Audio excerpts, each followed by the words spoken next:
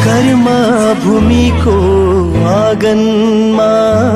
कर्मको उदाहरण सुरज खरेल प्रस्तुत गरेर देखाऊ यहाँको धरती माझो छैन यहाँको धरती माझो छैन विकासको फुल फुलाऊ विकासको फुल विद्यार्थी भाइ बहिनीहरूलाई सरस्वतीको आराधना गरेर वन्दना गरेर अनि दर्शन गरेर अनि उनीहरूलाई प्रसादहरूदेखि लिएर सम्पूर्ण कुरा व्यवस्थापन गरेर हामी सरस्वती पूजाको चाहिँ सुरुवात गऱ्यौँ आज र त्यसै गरी आज अक्षरारम्भ पनि भएको भएर पनि भर्खर जन्मेका बाबु नानीहरूको लागि भर्खर शिक्षामा एउटा खुड्किलो अगाडि बढाउने आज पहिलो दिन उनको जीवनको उज्यालोतर्फ अन्धकारबाट उज्यालोतर्फको आज पहिलो दिन शिक्षामा उनीहरूलाई अगाडि बढाउनुपर्छ भन्ने जुन हिसाबले यो सरस्वती पूजाको दिन अक्षरारम्भ सुरु गर्ने जुन परिपाटी छ त्यो अनुसार आज हामीले 17 जना जति विद्यार्थी भाइ बहिनीहरूलाई अहिलेसम्म अक्षरारम्भको कार्यक्रम सुरु गरेका छौँ। उनीहरूलाई चाहिँ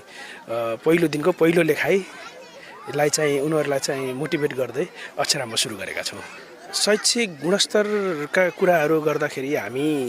सबैभन्दा पहिला सामुदायिक विद्यालयलाई नै उत्कृष्ट बनाउनुपर्छ। हामी सरकारी निकायमा रहेका सामुदायिक विद्यालयहरूलाई उत्कृष्ट बनाउँदै यसैबाट चाहिँ हामीले चाहिँ उच्च शिक्षा हासिल गर्नुपर्छ भन्ने कुराकानी पनि हो। म आफै यही स्कुलबाट पढेर यहाँसम्म आइपुगेर आज यो ठाउँमा पुग्न सकेका छौँ भने भोलि सरकारी विद्यालयहरूबाटै पढेर सक्षम भएर यो देशको प्रधानमन्त्री यो देशका नेता डाक्टर भएको छन्। यो हिसाबले गर्दा सामुदायिक विद्यालय नै समष्टिगत हिसाबले एउटा घोकन्ते विद्या मात्र नभइकन विद्यार्थीलाई एउटा चाहिँ दृष्टिकोणबाट अगाडि बढ्नुभन्दा पनि उनीहरूलाई सम्पूर्ण विधामा खेलकुदको विधामा पढाइको विधामा उनीहरूको चाहिँ अब पर्सनालिटी डेभलपमेन्टको विधामादेखि लिएर सम्पूर्ण विधाहरूमा सामुदायिक विद्यालयले चाहिँ भूमिका खेल्नुपर्छ र त्यही अनुसार सामुदायिक विद्यालयलाई नै उत्कृष्ट बनाएर आगामी दिनमा सामुदायिक विद्यालयलाई नै अगाडि बढाउँदै हामी चाहिँ यसमा उत्कृष्टता खोज्नुपर्छ भन्ने कुराकानी चाहिँ मैले यो गर्दै यो देवता माविलाई एउटा देवताको उत्कृष्ट नमुना विद्यालय जहाँ सम्पूर्ण वर्गका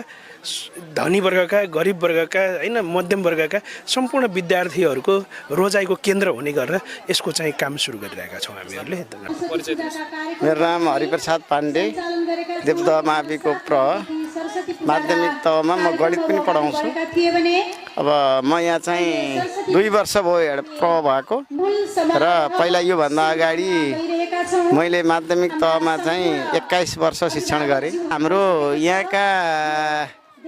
आज चाहिँ हामी बिहान चाहिँ सर्वप्रथम चाहिँ हामी आज सरस्वती पूजा यो सधैँ वार्षिक रूपमा मनाउने गर्छौँ र यतिखेर हामीले चाहिँ बिहान चाहिँ हामी पण्डित